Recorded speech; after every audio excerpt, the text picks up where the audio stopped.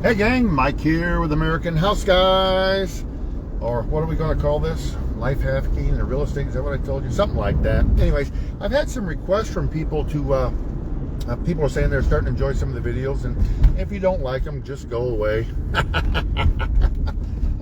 Sometimes I crack myself up. Anyways, I've had some requests from people asking, well, Mike, I like real estate, but I don't have the money, I don't have the time, I don't know what to do. One guy said he's broke, he needs to make extra money. So I want to tell you about something real quick.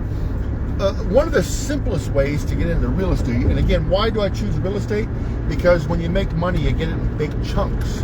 And you're not stupid. If you had to choose a way of getting money, it's better to get a big chunk of money than it is to get a little chunk of money, right? I mean, hello. So there's something called wholesaling. Let me tell you what wholesaling is. This is where we deal with properties that you can get almost very little money out of your pocket. And this is where you can deal with properties that are probably not on the market. Now let me get something really clear and tell you what it's not. Wholesaling is not finding houses that are listed with realtors and trying to sell them. If you do that, you're trying to act like a real estate agent without a license, and you're going to monkey around and just waste a whole lot of time and effort and energy. It's really just not worth it. But what wholesaling is, this is where you find a property. Let's say you're driving through a neighborhood and you see a bunch of high grass and the weed whacker hasn't been ran. If they still get a newspaper, there may be newspapers on the porch, there may be mail sticking out of the box, and that's probably a pretty good sign that that house is vacant or there's been nobody there. It could be a distressed situation. Now, when we're trying to wholesale a property, we're looking for one of three things. Either a distressed property. That's a property that perhaps needs a lot of work. Maybe it's not sellable. What do I mean by that? Well, for a realtor to list a property and to be able to sell it, the house has to meet certain qualifications to be able to qualify for the new buyer to get a bank loan, meaning there has to be a certain amount of life left in the roof. It has to have an operational heating system. It has to have good windows and so on and so forth. You get the paint. Now, if you got ugly colors, that doesn't matter because you can paint. But I'm talking about main stuff. So you're either looking for a distressed property or you're also looking for a distressed seller. What is that? That's somebody who's either behind or about to be behind, or perhaps they don't have time to list it with a realtor. Let's say the average days on market in your area are 90 days it takes to sell a house, and this person is like, man, I gotta sell quick. My mom's sick and I'm moving back to Texas, or I'm going to Florida, whatever.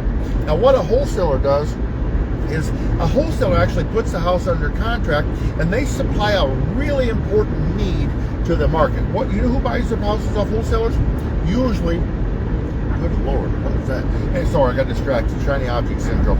But usually, they're selling to either a landlord who wants a good deal, or they're selling to an investor who's willing to buy it as is and flip it. Now, here's the good news about landlords and other investors who want to flip houses. Guess how they pay for the house? They pay cash for them. They're not worried about going out and qualifying for loans, but of course, they want a good deal. Sorry about that. I had a call come in, I had to delete that. This is my exit here. So what a wholesaler actually does is we go out and let's say we find somebody. I'm going to be showing you later how to find them. But if we find somebody who needs to sell quick, have you ever seen those signs that say, I buy houses fast, or I can close in 7 days, or we'll buy your house and we'll close in 30 days, that type of thing. Now what happens is, the first thing we're going to do is we're going to put that house under contract. And we're going to go out and we're going to say, well, I'll buy your house. Now you might be saying, but Mike, hold on, I don't have the money to buy it. Listen to me, shut up. You're getting yourself in your own head and you're worried about it. I don't care about that. Let me tell you why. If you can find a house and you can put it under contract at the right price, there's a buyer waiting. Just hang on and hear me out. For instance, let's say a house has, just use round off numbers. Let's say it has an after repaired value. After repaired in real estate, you'll hear people talk about the ARV. All that stands for is the after repaired value. Well, and let's say it has an after repaired value of $100,000. Now, if you could buy that house and you could put it under contract, let's say it needs $10,000 in work to get it to be worth $100,000. So now we're going to back into it. This formula is called MAO, M-A-O, which means maximum allowable offer. Let's put that in plain English. That means that's the most you can afford to pay for that house, or you're going to get screwed. Got it? There. put it plain English. Now, whenever I'm making an offer on a house, I like to back into the deal.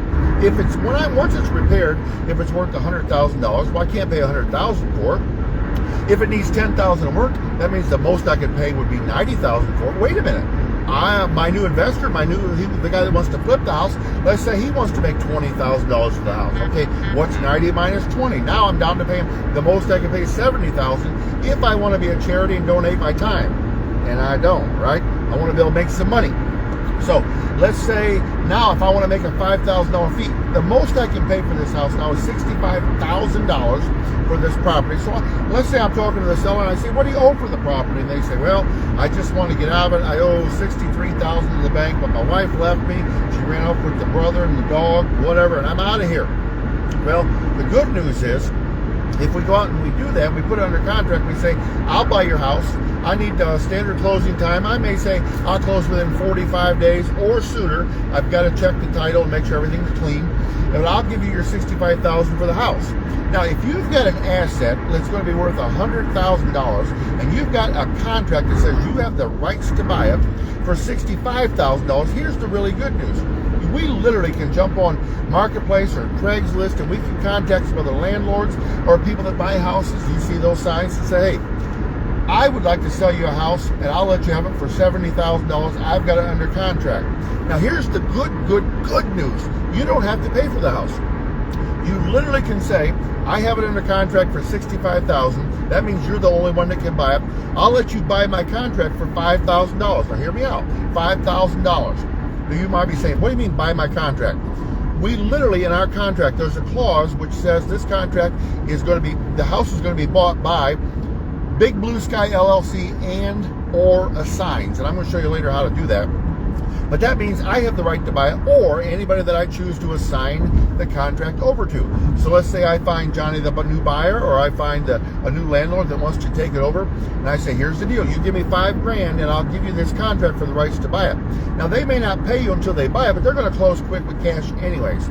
So we let the title company know that we have an assignment interest on this house. When they go and buy it, it goes right on the HUD, which is a fancy word for the closing paperwork, the closing disclosure documents. That means me, Mike Palska, is going to get paid $5,000 a fee for when they close and buy that. So because I did a good job negotiating, if they go and buy that house for the $70,000 at closing, I walk away with a check for $5,000. Pretty cool, right? Now you might be thinking, well, I need money for the upcoming holiday, or I need money for my kids' braces, or I need money to fix my car. I don't know what you need money for. You may want to send me money, and I'll give you my address if you want to mail me a check. But you might say, what if they don't want to pay that? Time out. It doesn't matter what your fee is. If the numbers work, the numbers work. Let me put that in perspective. You see, if I'm going to give somebody a house worth $100,000, and they can get it for $70,000, it really shouldn't matter if I got the house for free. Why? They're still going to make a $30,000 profit, right? I mean, unless you're dumb, if you have a chance to make a $30,000 profit, you're a real estate investor, you should be saying, well, hey, that sounds good. When can we do another one, right? And let's do another one after that. Do you realize if I can help you get to the point where you're only wholesaling one deal a month, you're picking up an extra $5,000 a month? And let's say you don't have a lot of confidence, you got a poor self-image, you don't think you're worth it, and you want to give all your money away, and you say, well, I only want to make $3,000. Well, do it. I don't care what you want to do. I'm telling you, though, what we do is a good service, and we provide a service to the real estate community. So I had a guy one time, he said, what are you making on a house? I said, time out. Is it a good deal? Well, yeah. Are you going to make money? Well, yeah. It doesn't matter what I'm going to be making. Then I told him, he was like, well, I don't want you to make money. All right. If you don't want to, I'm going to call the next person who buys houses on Craigslist, or I'm going to call the next one who's a landlord on Zillow. Go on Zillow, and guys and gals, if you look in there for houses for rent, there's somebody out there who's a landlord. And if you look up their name on the county website, it will probably tell you whether they own more than one house. And here's the good news. Hear me out. If they own more than one house, they'll probably take a third or a fourth or a fifth, and they can afford it. So stop looking at the world through your eyes, because your eyes, and I don't mean this to be disrespectful, but you may be broke, right?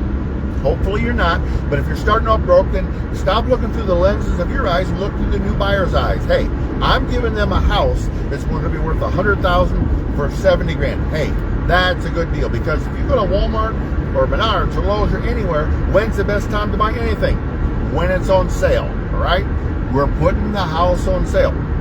And I just give you some round off numbers. These numbers can work for anything. Let's say you go find a cheapie house.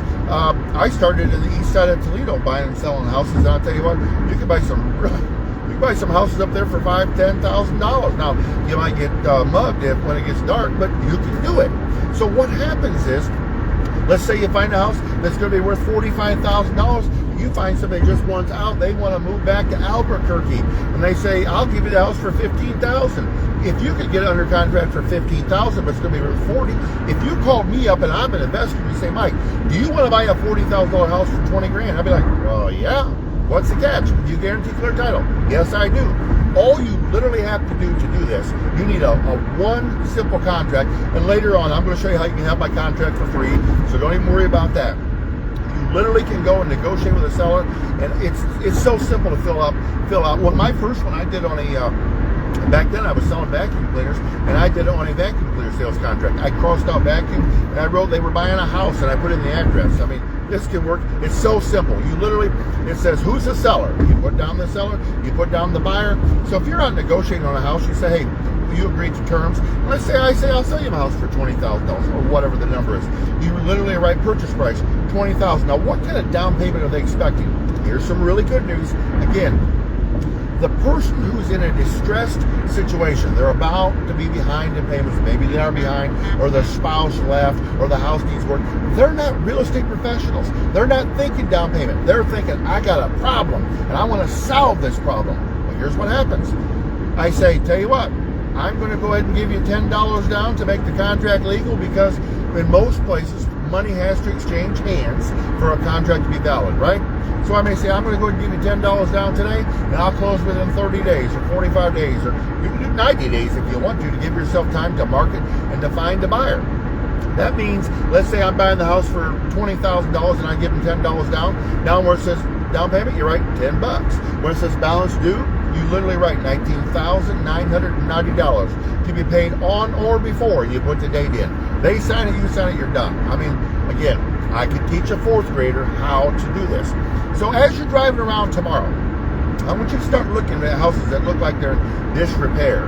Maybe there's a bunch of newspapers or mail hanging out of the mailbox, or the blinds are shut. You know what I'm talking about. You've seen these vacant houses.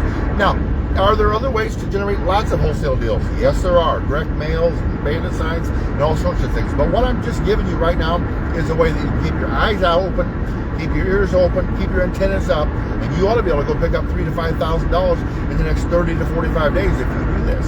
How cool is that? Again, this is Mike with Life Hacks in Real Estate, and I committed that I'm going to be making this small training programs. So I want you to watch this thing and send your checks and money orders to. No, I'm kidding you. This is free information. I hope you enjoy it. This is Mike said, hey, we'll talk soon.